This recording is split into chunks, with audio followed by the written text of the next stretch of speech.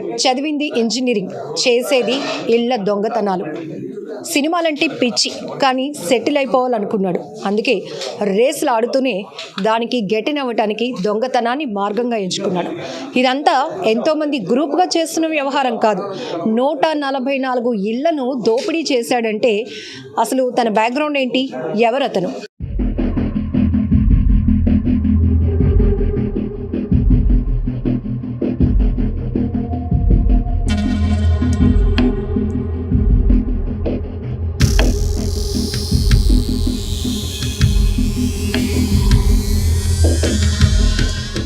DCP crimes Venkataratnam madam మనతో పాటు ఉన్నారు. మేడం, అత్యాధునికమైన టెక్నాలజీతో ఫెర్టిలిటీ ట్రీట్మెంట్ అందిస్తోంది మెడిసి IVF. 144 కేసులు ఫైల్ అయ్యాయి అంటే ఇళ్ళ దొంగతనాలు, అది కూడా పట్ట పగలు చేసే దొంగతనాలు. అంటే ఇది ఒక గ్రూప్ చేస్తుందేమో అనుకున్నాం, బట్ మీరు షాకింగ్ న్యూస్ చెప్పారు. ఒక్కడే చేస్తున్నాడు, ఇంజనీరింగ్ చదివిన స్టూడెంట్ అని. ఏంటి అసలు, ఎందుకు తను ఆ మార్గం ఎంచుకున్నాడు? ఈజీగా మనీ ఎర్న్ చేయాలి అనేటటువంటి ఒక ఉద్దేశంతో ఈ దొంగతనాలను ఎంచుకున్నాడు. ఈ దొంగతనాల్లో కొన్ని సందర్భాల్లో చాలా ఎక్కువ బంగారం అనేటటువంటిది నవేడేస్ ఎంత వాల్యూ అన్నది అందరికీ తెలిసిన విషయమే. ఒక్క తులం దొంగతనం చేసినా వాడికి సుమారు ఒక 50,000 అయినా సరే వచ్చే అవకాశం ఉంది. అటువంటప్పుడు కొన్ని పెద్ద పెద్ద హౌసెస్ని వాడు టార్గెట్ చేసుకొని చేయడం వలన ఒకేసారి ఎన్నో లక్షలు, ఒక 10 లక్షలు 15 లక్షలు క్యాష్ కూడా వచ్చేటటువంటి అవకాశం ఉన్నది. ఈ రకంగా వచ్చేటటువంటి అమౌంట్తో రేసులాడి ఇంకా ఎక్కువ సంపాదించవచ్చు అనేటటువంటి ఒక థాట్తో ఈ దొంగతనాన్ని ఒక ఉపాధిగా ఎంచుకొని దొంగతనాలు చేయడం అనేటటువంటిది మొదలుపెట్టాడు. సినిమాల్లో నటించడం ఇష్టం, హాబీ వచ్చి రేస్, తర్వాత సెటిల్ అవ్వటానికి, సర్వే అవ్వటానికి ఎంచుకున్న మార్గం దొంగతనం. అసలు మూడింటికి కనెక్టివిటీయే లేదు. మీరు వాటితో మాట్లాడినప్పుడు అసలు ఏం చెప్పాడు? బ్యాక్గ్రౌండ్ ఏంటి వాళ్ళ బ్యాక్గ్రౌండ్ అంటే ఎడ్యుకేటెడ్ ఫ్యామిలీ, మదర్ ఫాదర్ కూడా టీచర్స్గా చేసినట్టు కూడా చెప్పాడు. వాళ్ళ బ్రదర్ కూడా యుఎస్లో ఉన్నట్టుగా మనకి ఇన్ఫర్మేషన్, అదే అతను చెప్పేటటువంటి మాటల్లో మనకి తెలిసింది. ఇతను అంటే యాక్చువల్గా సినిమాల్లో వాడు డైరెక్టర్ అవ్వాలనేటటువంటి ఒక యాంబిషన్తో వెళ్ళాడు. కానీ అక్కడికి వెళ్ళిన తర్వాత వెంటనే అవకాశాలు దొరకవు. చాలా కాలం ఎంతోమంది దగ్గర పనిచేస్తే కానీ ఒక స్థాయికి చేరుకోవడం అనేటటువంటిది చాలా కష్టం. సో డబ్బులు కావాలి. ఫస్ట్ టైం ఒక 1000 రూపాయలు తన ఫ్రెండ్ ఇచ్చేటప్పటికి తనకి ఎంతో అంటే చాలా డబ్బులు నా చేతికి వచ్చాయే అనేటటువంటి ఒక ఆలోచన వచ్చింది. అది ఎలా మనీ వాల్యూ తెలుసుకొని అది ఎట్లా వచ్చింది అన్నది తన యొక్క ఆలోచన తన మెదడుకి తట్టి, సో ఆ విధంగా చేస్తే మనకి ఈజీగా మనీ వస్తుంది అని చెప్పి వెంటనే దొంగతనాన్ని, అంటే ఫస్ట్ ఈ హాస్టల్స్లో కానీ అదర్ ఓపెన్ హౌసెస్లో కానీ ఛార్జింగ్ పెట్టినటువంటి ల్యాప్టాప్స్ అయితేనేంటి, సెల్ ఫోన్స్, అట్లాంటివన్నీ దొంగతనం చేయడం మొదలుపెట్టి ఇది చాలా తక్కువ అమౌంట్ వస్తుంది అనేది కొంతమంది ఫ్రెండ్స్ ద్వారా తెలుసుకొని, అంటే చాలాసార్లు జైలుకి వెళ్ళవలసిన పరిస్థితి, అరెస్ట్ అయ్యి. సో అక్కడ కూడా కొంతమంది ఫ్రెండ్స్తో తను తెలుసుకొని ఈ హెచ్బీల్ అనేటటువంటిది ఒక వృత్తిగా ఎంచుకున్నాడు. హెచ్బీల్ చేస్తే ఈజీగా మనీ ఎర్న్ చేయొచ్చు అన్నది. సో తనకి ఆ వెంటనే ఎప్పుడైతే హెచ్బీల్ చేయడం మొదలు పెట్టాడో మోర్ అమౌంట్ అనేటటువంటి తనకి చేతిలోకి ఉండేది. సో ఇంకా జల్సాలు చేయడం మొదలుపెట్టాడు. అది ఎక్కువగా రేసెస్ ఆడడం, అలాగే గోవా క్యాసినోకి కూడా వెళ్ళి చేయడం. అక్కడ కూడా బ్యాన్ చేశారంట వీడిని.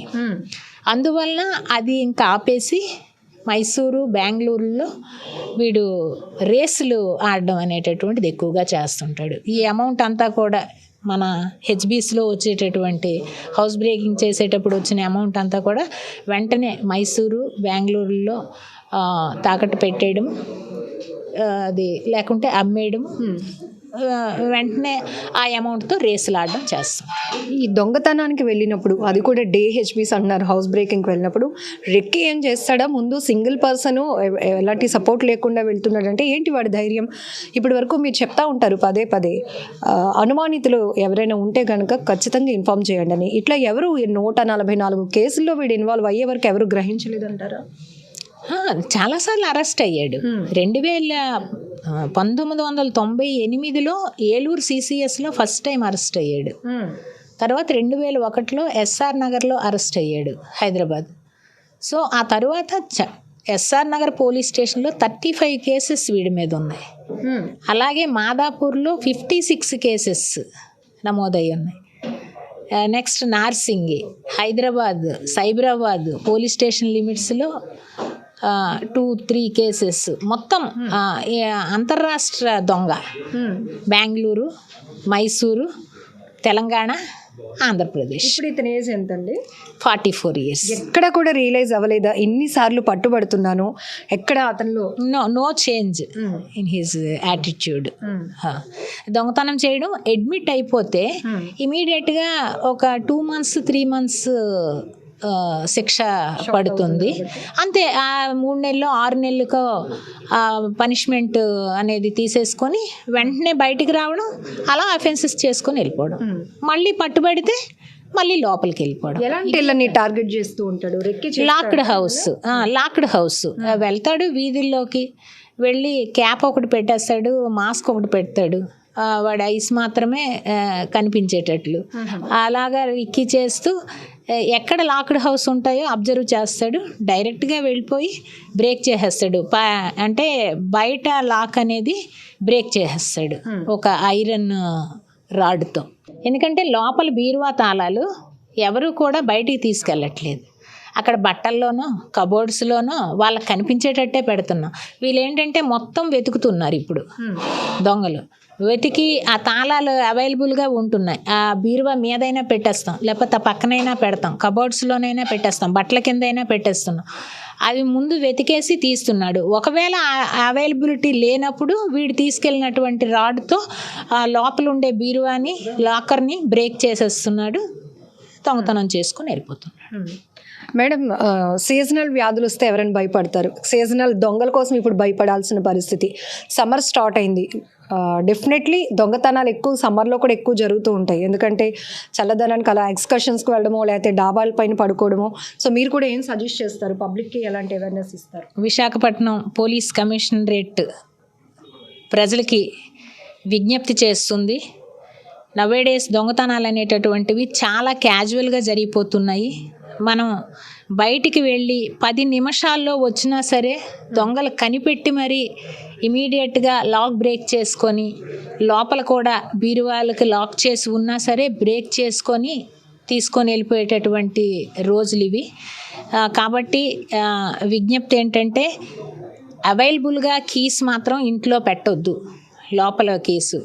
తర్వాత మనం ఎప్పుడైనా బయటికి వెళ్ళేటప్పుడు కొంచెం పక్క వాళ్ళకైనా మనకు తెలిసిన వాళ్ళకైనా చెప్పి మా ఇంటిని చూడండి అని అయినా సరే చెప్పడం మంచిది.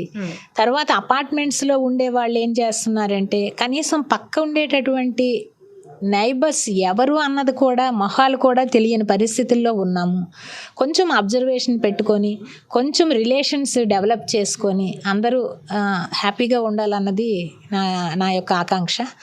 అందరికీ విజ్ఞప్తి ఏంటంటే మనం సేఫ్గా ఉండాలి, మన ప్రాపర్టీని సేఫ్గా ఉంచుకోవాలి. మనం ఎంతో కష్టపడితే కానీ సంపాదించుకోలేనటువంటి రోజులు. అటువంటిది మనం ఒకవేళ గోల్డ్ ఏదైనా వాల్యుబుల్స్ ఉంటే లాకర్ని వినియోగించుకోవాలి, లాకర్లో పెట్టుకోవడం మంచిది. చాలామంది చూస్తున్నాము విదేశాలకు వెళ్ళేటప్పుడు కూడా లాక్డ్ హౌసుల్లో ఎన్నో తులాల బంగారాన్ని పెట్టేసి వెళ్ళిపోతున్నారు. అది మంచి పద్ధతి కాదు. లాకర్స్లో పెట్టుకోవడం అలవాటు చేసుకోండి. ఏ వాల్యుబుల్స్ కూడా ఇంట్లో ఉంచి మీరు లాక్ చేసి బయటికి వెళ్ళకూడదు. మీకు తెలిసిన వాళ్ళ దగ్గర లేకపోతే మీ పేరెంట్స్ దగ్గర ఎవరి దగ్గర ఉండి, ఎవరైనా ఇళ్లల్లో ఉంటే కొంతవరకు దీన్ని మనం ఆపవచ్చు. లేనప్పుడు మాత్రం ఇన్మేట్స్ ఆబ్సెన్స్లో మాత్రం ఎనీ వాల్యుబుల్స్ ఇంట్లో ఉంచకూడదనేటటువంటిది నా యొక్క. Finally ma'am, in this particular case ఒక వ్యక్తి ఇంజనీరింగ్ చదివాడు, వెల్ సెటిల్డ్ ఫ్యామిలీ నుంచి వచ్చిన వ్యక్తి తను తీసుకునే నిర్ణయం తప్పుదోవ పట్టడం వల్ల ఈరోజు మీరు ఇందాకలు అన్నారు అంతర్రాష్ట్ర దొంగ అని చెప్పేసి. సో యువతకు కూడా మీరు ఇచ్చే ఒక మెసేజ్, ఎందుకంటే ఈరోజు పిల్లలు ఈ స్థాయిలో ఉన్నారు అని చెప్పుకోవటానికి తల్లిదండ్రులు ఇష్టపడతారు. కానీ ఇప్పుడు మనం ఈ అబ్బాయి గురించి చెప్పుకుంటే ఇప్పుడు 44 years వరకు స్టిల్ అతను కంటిన్యూ చేస్తూనే ఉన్నాడు దొంగతనాలు, పట్టుబడుతూనే ఉన్నాడు, జైలుకి వెళ్తున్నాడు, వస్తున్నాడు. కానీ రాంగ్ వేలో వెళ్తున్న యువతకి ఒకే ఒక మెసేజ్, మీరు కొంతమంది మోడల్స్ని మంచి పద్ధతిలో వాళ్ళని మోడల్గా తీసుకోవాలి తప్ప, ఇప్పుడు నవేడేస్ ఏంటంటే ప్రతి ఒక్కరూ కూడా చెడు అలవాట్లకి, లగ్జూరియస్ లైఫ్స్కి అలవాటు పడిపోతున్నారు. దానికోసం అని చెప్పి మీరు ఏదైనా చేయడానికి సిద్ధమైపోతున్నారు. అది వెరీ రాంగ్ థింగ్. కాబట్టి యువత మంచి పద్ధతిలో వెళ్ళాలి, మంచి వాళ్ళ నడవడికలో మీరు నడవాలి, మంచి పేరు తేవాలి. అదే మన భారతదేశానికి పునాది. ఇట్లాంటి చెడు సావాసాలకి అలవాటు కాకుండా ఉండాలి. పేరెంట్స్కి కూడా చెప్పేది ఏంటంటే మన తాలూకా పిల్లల ప్రవర్తన ఎలా ఉంది, వాళ్ళ బిహేవియర్ ఏంటి, వాళ్ళు ఎక్కడికి వెళ్తున్నారు, వాళ్ళు మార్నింగ్ కాలేజ్కి వెళ్తున్నారా లేదా, మార్నింగ్ వెళ్ళి ఈవినింగ్ వచ్చేస్తుంటారు చాలామంది, అసలు వెళ్తున్నారా లేదా ఒక్కసారైనా అబ్జర్వేషన్లో ఉండాలి. అది ఈ మధ్యకాలంలో ఎక్కడా కనిపించట్లేదు. ఎందుకంటే బోత్ పేరెంట్స్ ఎంప్లాయర్స్ అవ్వడం, పిల్లల తాలూకా ఆదరణ కానీ వాళ్ళ బిహేవియర్ని కానీ గమనించకపోవడము, వాళ్ళు ఏం చేస్తున్నారో కూడా తెలియని పరిస్థితి. ఒకవేళ ఫ్యామిలీ మొత్తం ఇంట్లో ఉన్నా సరే ఎవరి సెల్ ఫోన్స్లో వాళ్ళు నిమగ్నం అయిపోతున్నారే తప్ప, ఎవరి పనిలో వాళ్ళు ఉంటున్నారే తప్ప అసలు కేర్ తీసుకునేటటువంటి పరిస్థితి కనిపించట్లేదు. సో అట్లాంటి పరిస్థితి నుంచి ప్రతి ఒక్కరూ కూడా బయటపడాలి. ఎంతో కొంత కేర్, పేరెంట్స్గా మన కేర్ ఉండాలి. అలాగే ఆ పిల్లలు కూడాను ఆ పేరెంట్స్కి మంచి పేరు తేవాలి అనేటటువంటి యాంబిషన్లో ఉండాలి. మేము మంచిగా ఉండాలి, మంచిగా ఉంటేనే భవిష్యత్ అనేటటువంటిది బాగుంటుంది. ఒకవేళ దొంగగా కానీ అదర్ ఇల్లీగల్ యాక్టివిటీస్లో కానీ ఇన్వాల్వ్ అయితే మన భవిష్యత్ ఏంటి అన్నది వాళ్ళు కూడా ఆలోచించేటటువంటి స్థితిలో ఉండాలి.